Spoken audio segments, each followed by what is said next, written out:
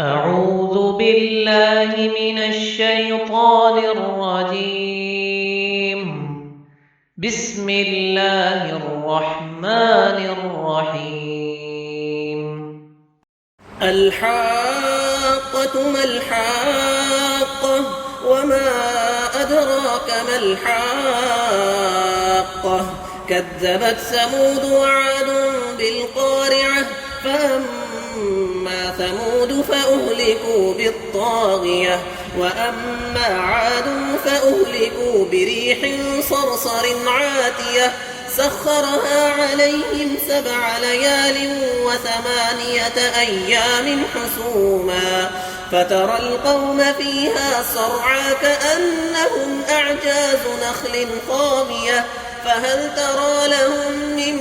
باقية وجاء فرعون ومن قبله والمؤتفكات بالخاطئة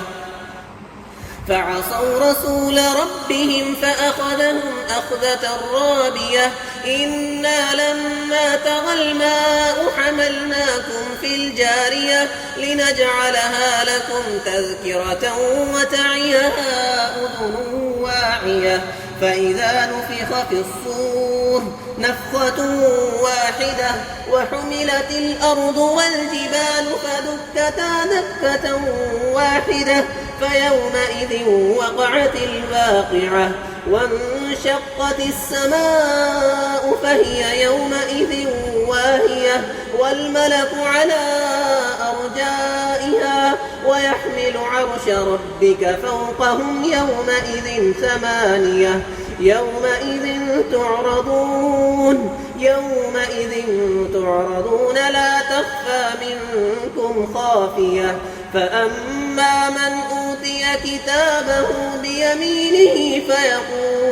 فيقول هاؤم اقرءوا كتابيه إني ظننت أني ملاق حسابيه فهو في عيشة راضية في جنة عالية قطوفها دانية كلوا واشربوا هنيئا بما أسلفتم في الأيام الخالية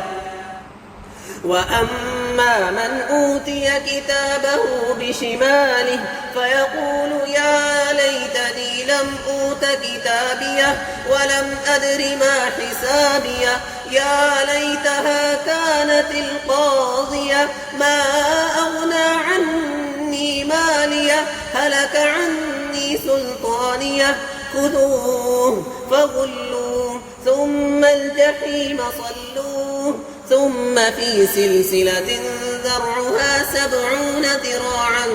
فاسلكوه إنه كان لا يؤمن بالله العظيم ولا يحض على طعام المسكين فليس له اليوم هاهنا حميم ولا طعام إلا من غسلين لا يأكله إلا الخاطئون فلا أقسم بما تبصرون وما لا تبصرون إنه لقول رسول كريم وما هو بقول شاعر قليلا ما تؤمنون ولا بقول كاهن قليلا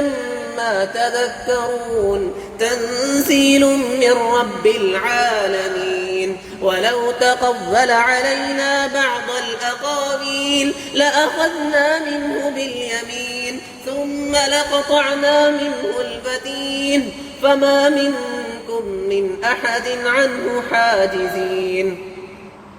وإنه لتذكرة للمتقين وإنا لنعلم أن منكم مكذبين وإنه لحسرة على الكافرين وإنه لحق اليقين فسبح باسم ربك العظيم.